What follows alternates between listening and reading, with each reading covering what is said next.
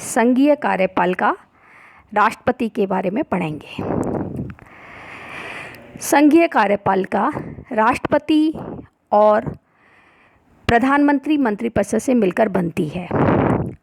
हमारे संविधान में संसदीय शासन प्रणाली को अपनाया गया है। संसदीय शासन प्रणाली के अंतर्गत नाम मात्र की और वास्तविक दो प्रकार की कार्यपालिका पाई जाती है। हमारे यहाँ राष्ट्रपति नाम मात्र की कार्यपालिका है और वास्तविक कार्यपालिका मंत्रिपरिषद और प्रधानमंत्री है। राष्ट्रपति संवैधानिक अध्यक्ष हैं, राज्य के अध्यक्ष हैं। संपूर्ण शासन संबंधी कार्य राष्ट्रपति के नाम पर किए जाते हैं, लेकिन वास्तविक रूप से उन शक्तियों का प्रयोग प्रधानमंत्री एवं मंत्रिमंडल के सदस्यों के द्वारा किया जाता है। हमारे संविधान के अनुच्छेद 74 के अनुसार राष्ट्रपति को उसके कार्यों में सहायता एवं मंत्रणा देने के लिए मंत्रिपरिषद और प्रधानमंत्री हैं, जो सामूहिक रूप से लोकसभा के प्रति उत्तरदायी हैं। भारतीय संविधान में राष्ट्रपति पद का विशेष महत्व है, इसलिए राष्ट्रपति ऐसे निर्वाचक मंडल के द्वारा निर्वाचित किए जाते हैं जिसमें संपूर्ण देश के प्रतिनिधित्व का समावेश होता है। हमारे यहाँ राष्ट्रपति पद के लिए कुछ योग्यताएं निर्धारित की गई हैं। राष्ट्रपति पद का उम्मीदवार वो ही व्यक्ति बन सकता है जो कि इन योग्यताओं को पूरी करता हो। राष्ट्रपति पद के लिए निम्न योग्यताएं हैं। पहली योग्यता है वह भारत का नागरिक हो। दूसरी योग्यता है वह 35 वर्ष की आयु पूरी कर चुका हो। तीसरी, लोकसभा के लिए सदस्य निर्वाचित होने की योग्यता रखता हो, अर्थात उसका नाम किसी संसदीय निर्वाचक मंडल में मतदाता के रूप में पंजीकृत होना चाहिए। भारत सरकार या राज्य सरकार या इन दोनों सरकारों में से किसी से नियंत्रित किसी स्थानीय या अन्य अधिकारी के अधीन कोई लाभ का पद ग्रहण ना किया हो। अनुच्छेद 58 के भाग 2 के अनुसार भारत संघ के राष्ट्रपति या उपराष्ट्रपति अथवा किसी राज्य के राज्यपाल अथवा संघ राज्य के मंत्रियों के पदों को लाभ का पद ना मानते हुए उन्हें राष्ट्रपति के निर्वाचन में उम्मीदवार के लिए योग्य माना गया है।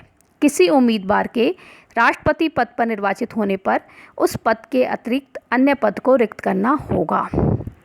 राष्ट्रपति संसद के दोनों सदनों तथा राज्य विधानमंडल का सदस्य नहीं हो सकता। यदि इन विधानमंडलों का कोई सदस्य राष्ट्रपति निर्वाचित हो जाए तो जिस स्थिति से वह राष्ट्रपति का पद ग्रहण करेगा उस स्थिति से उसे सदन में उसकी सदस्यता का अंत हो जाएगा। 4 मार्च 1974 को संसद ने राष्ट्रपति तथा उपराष्ट्रपति का निर्वाचन संबंधी विधेयक पारित किया। इसके अनुसार जो व्यक्ति राष्ट्रपति पद का उम्मीदवार होगा उसे 2,500 रुपये की जमानत दाखिल करनी होगी। वर्तमान में यह राशि 15,000 रुपये है। राष्ट्रपति का कार्यकाल। संविधान के द्वारा राष्ट्रपति का कार्यकाल 5 वर्ष निश्चित किया गया है। वह अपने पद पर अपना कार्यकाल समाप्त होने पर उस समय तक बना रहेगा जब तक कि उसका नवीन उत्तराधिकारी पद ग्रहण नहीं कर ले। यदि मृत्यु, त्यागपत्र अथवा महाभियोग द्वारा पदच्युति के कारण राष्ट्रपति का पद इस अवधि के लिए रिक्त हो जाए तो इस स्थिति में नए राष्ट्रपति का चुनाव पुनः 5 वर्ष की अवधि के लिए होगा। राष्ट्रपति का पद रिक्त होने की तिथि में किसी भी दशा में इसे 6 माह से पूर्व भरा जाना चाहिए। महाअभियोग। राष्ट्रपति पद बहुत महत्वपूर्ण है। राष्ट्रपति को महाभियोग की प्रक्रिया के अतिरिक्त अन्य किसी भी तरह से उसके पद से नहीं हटाया जा सकता। हमारे संविधान के अनुच्छेद 61 के अनुसार राष्ट्रपति को महाभियोग की प्रक्रिया के द्वारा ही हटाया जा सकता है। यदि राष्ट्रपति के द्वारा संविधान का उल्लंघन किया जाता है अथवा संविधान के प्रावधानों के विरुद्ध आचरण किया जाता है तो राष्ट्रपति के विरुद्ध महाभियोग लगाकर उसे कार्यमुक्त किया जा सकता है। महाअभियोग की प्रक्रिया संसद के किसी भी सदन में प्रारंभ की जा सकती है। अभियोग लगाने के लिए महाभियोग लगाने वाले सदन की संपूर्ण संख्या के 1/4 सदस्यों के हस्ताक्षर होना आवश्यक है।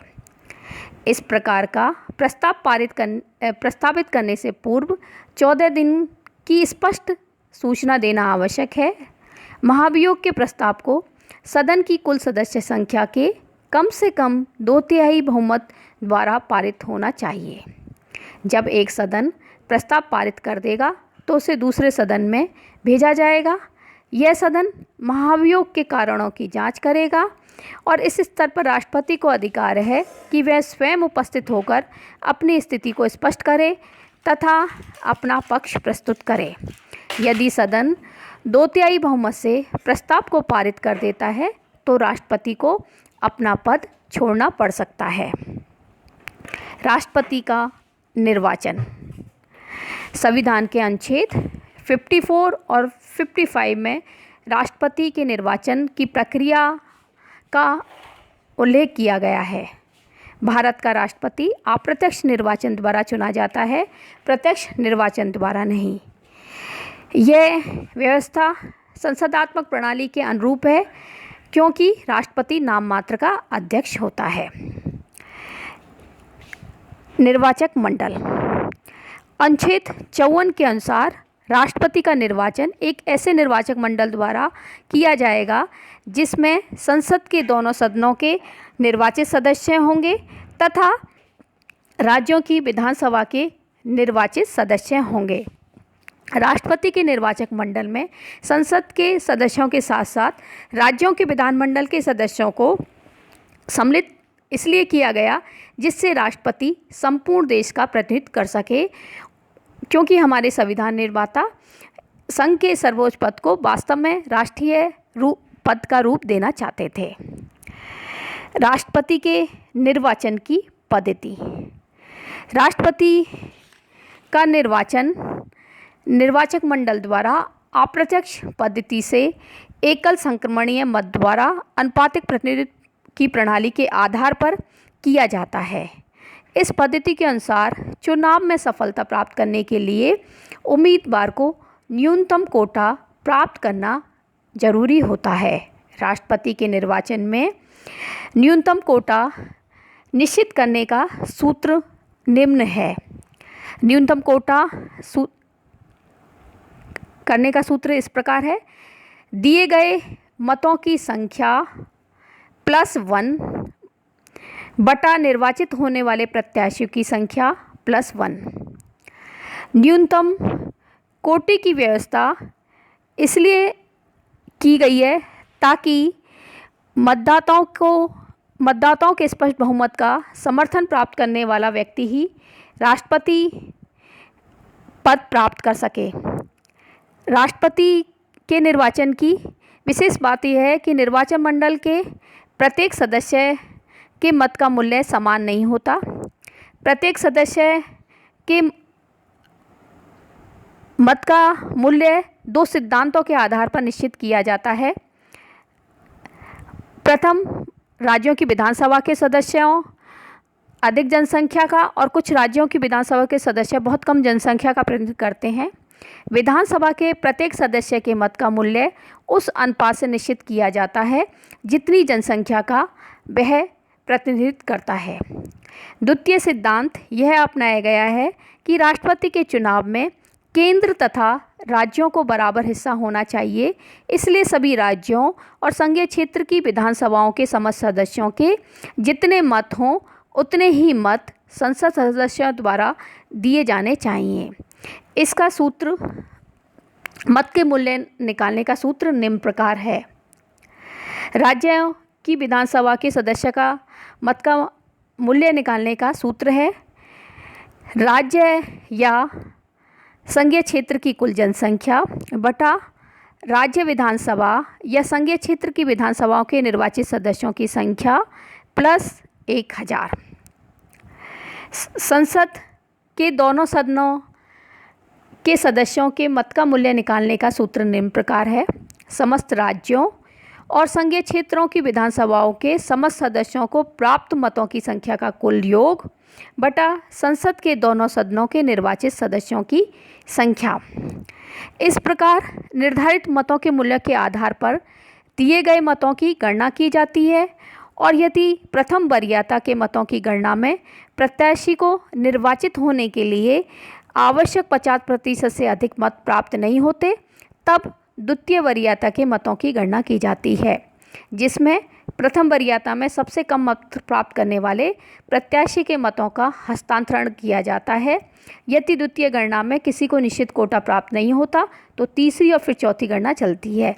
इस प्रकार गणना का क्रम तब तक चलता रहता है जब तक किसी एक प्रत्याशी को निश्चित कोटा प्राप्त नहीं हो जाता, और यदि अंत में 2 प्रत्याशी रह जाएं और दोनों को भी निश्चित कोटा प्राप्त ना हो तो सर्वाधिक मत प्राप्त करने वाले व्यक्ति को निर्वाचित घोषित कर दिया जाता है।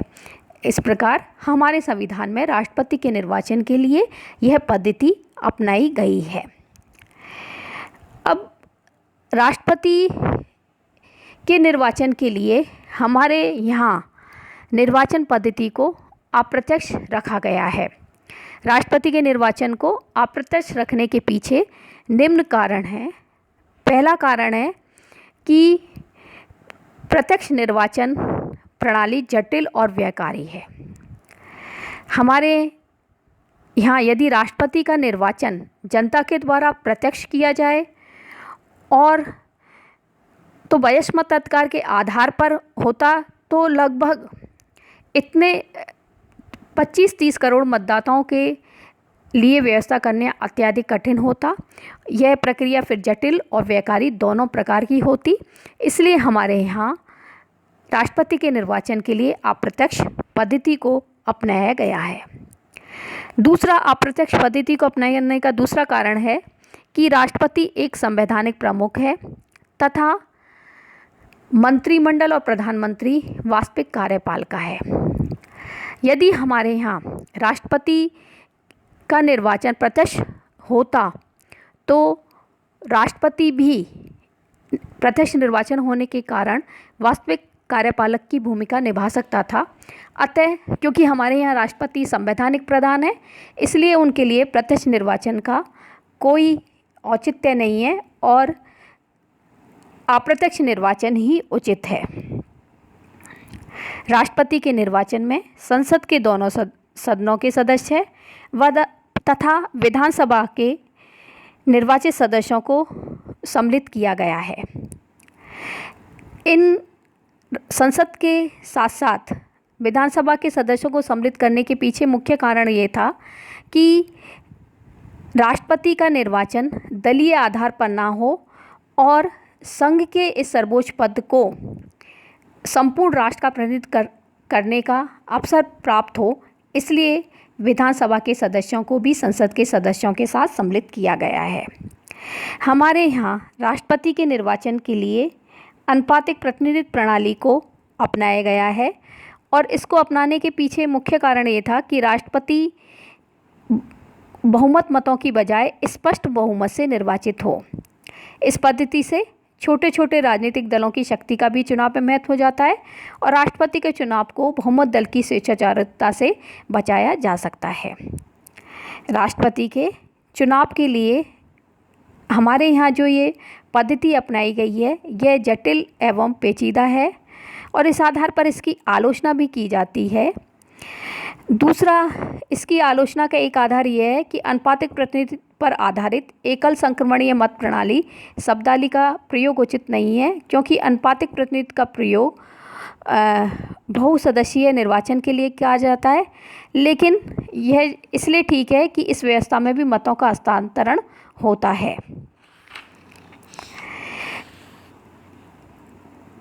राष्ट्रपति के निर्वाचन की आलोचना